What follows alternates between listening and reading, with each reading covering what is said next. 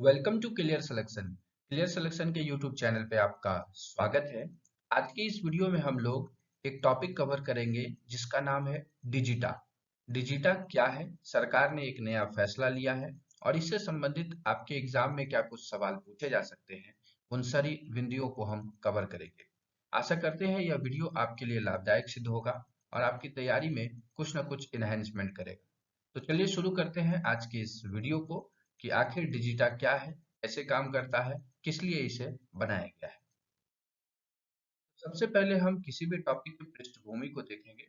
तो पृष्ठभूमि में डिजिटा के बारे में जाने कि आखिर ये डिजिटा क्यों लाया गया, कैसे लाया गया, क्या चीज है इसमें। तो भारत में क्या है, डिजिटल ऋण के क्षेत्र में धोखाधड़ी गतिविधियों और अनैतिक प्रथाओं में वृद्धि देखी गई है।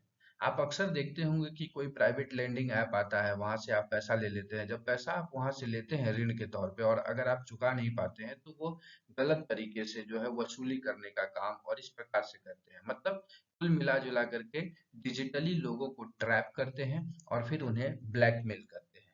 उसी के लिए जो है ये डिजिटल आया गया। और ये कहा गया है कि आरबीआई ने इस मुद्दे को हल करने के लिए कई उपाय किए, जिसमें आईटी मंत्रालय और गूगल के साथ मिलकर वैध डिजिटल ऋण देने वाले ऐप्स को श्वेत सूची में शामिल करना और गूगल प्ले स्टोर से अनधिकृत ऐप को हटाना शामिल है। इसके तहत सरकार ने क्या किया, गूगल ऐप को लिख करके दिया कि ये जो प्राइवेट लेंडिंग ऐप है, जहां से कि कर्ज लोग लेते हैं, ऋण लेते हैं, जो कि इनसिक्योर है, तो उसको क्या किया गया, प्ले स्टोर से हटाया जाए। और इस प्रकार से 2022-23 में लगभग 2200 ऐप थे। आप समझ सकते हैं कि कितना बड़ा एक मुद्दा यहाँ पर काम कर रहा है, कितनी बड़ी एक संस्था, ऑर्गेनाइज संस्था के ये काम कर रही है इस प्राइवेट लेंडिंग में, जो वसूली का फिर काम करने लगती है। तो 2200 ऐप को गूगल प्ले स्टोर से हटाया गया। तो ये इसकी पृष्ठभूमि है। अब हम लोग जानते हैं कि डिजिटा का फुल फॉर्म क्या है। Digital India trust agency. Digital India trust agency जो है, ये डिजिटा का फुल फॉर्म है। और ये क्या करेगी, ये इसलिए बनाया गया है कि भारतीय रिजर्व बैंक जो आरबीआई है, अवैध ऋण देने वाले ऐप्स के प्रसार से निपटने और बढ़ते साइबर धोखाधड़ी पर अंकुश लगाने के लिए डिजिटल इंडिया ट्रस्ट एजेंसी की स्थापना करने का विचार कर रही है। अब इसका उद्देश्य क्या है?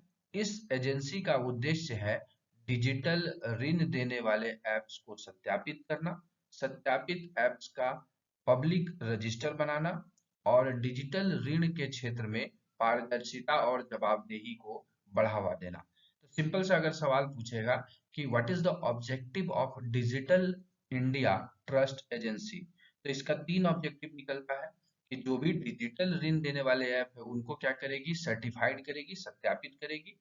और सत्यापित जो ऐप्स हो जाएंगे उनकी पब्लिक रजिस्टर बनाएगी, जिससे कि लोग उसको देख पाए कि ये रजिस्टर्ड है। और डिजिटल ऋण के क्षेत्र में क्या करेगी, पारदर्शिता लाएगी और उसमें जवाबदेही, रिस्पॉन्सिबिलिटी लाएगी। अब डिजिटा के कार्य देख लेते हैं। तो कार्य में 3 चीजों को लाया गया। सबसे पहला काम क्या करेगी, ये डिजिटल ऋण देने वाले ऐप्स का सत्यापन करेगी। डिजिटा क्या करेगी, आरबीआई के नियमों और दिशा निर्देशों के अनुपालन को सुनिश्चित करने के लिए डिजिटल ऋण देने वाले ऐप की जांच करेगा। दूसरा क्या करेगा, सार्वजनिक रजिस्टर बनाएगा। एजेंसी सत्यापित डिजिटल ऋण ऐप्स का सार्वजनिक रजिस्टर बनाए रखेगी, जिससे क्या होगा, उपभोक्ताओं के लिए वैध ऐप की पहचान करना आसान हो जाएगा। और तीसरा, वित्तीय अपराधों से निपटारा। मतलब जिन ऐप्स के पास डिजिटा से सत्यापित चिन्ह नहीं होगा, उन्हें कानून प्रवर्तन उद्देश्यों के लिए अनधिकृत माना जाएगा और जो डिजिटल डोमेन में वित्तीय अपराधों से निपटने में एक महत्वपूर्ण जांच बिंदु के रूप में काम करेगा। तो ये एक महत्वपूर्ण जो है पहल ले आई गई है सरकार के द्वारा, भारतीय रिजर्व बैंक के द्वारा, कि कैसे हम जो है वित्तीय लेन देन जो डिजिटली तौर पे कर रहे हैं उसमें अनियमितता और होने वाले अपराधों से हम कैसे निपटेंगे। तो आशा करते हैं कि आपको यह ज्ञानवर्धन वीडियो अच्छा लगा होगा।